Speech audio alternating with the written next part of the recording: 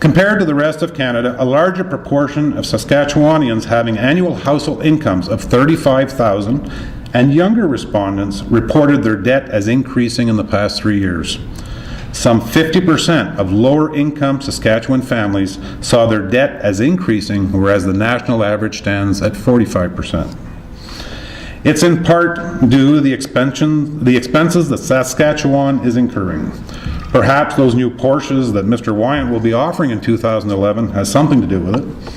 But as we look at the situation deeper, we see that the factors for this increasing debt are due in large part to living expenses. We'll explore this a little later on. But let's now take a look exactly how this debt has increased over the past 20 years. We can see that the perceptions of survey respondents are well supported by statistical data shown here. The level of outstanding credit issued by chartered banks to Saskatchewan residents nearly doubled in the past 2 decades. This is consumer debt only. It's been adjusted for inflation and population growth.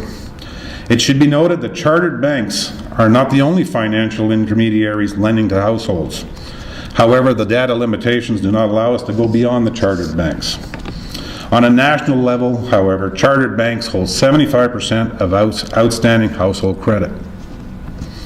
Expansion of household debt also did not remain unnoticed in the debt service ratio.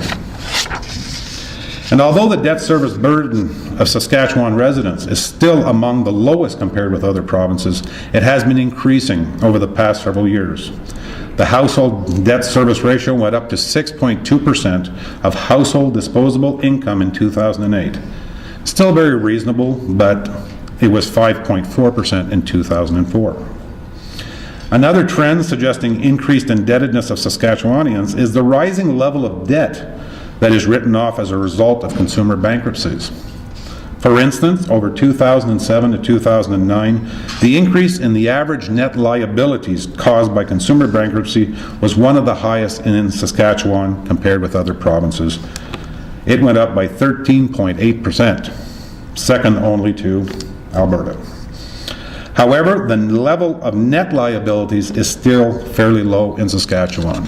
The national average is around 104,000, and in Saskatchewan it's around 88,000.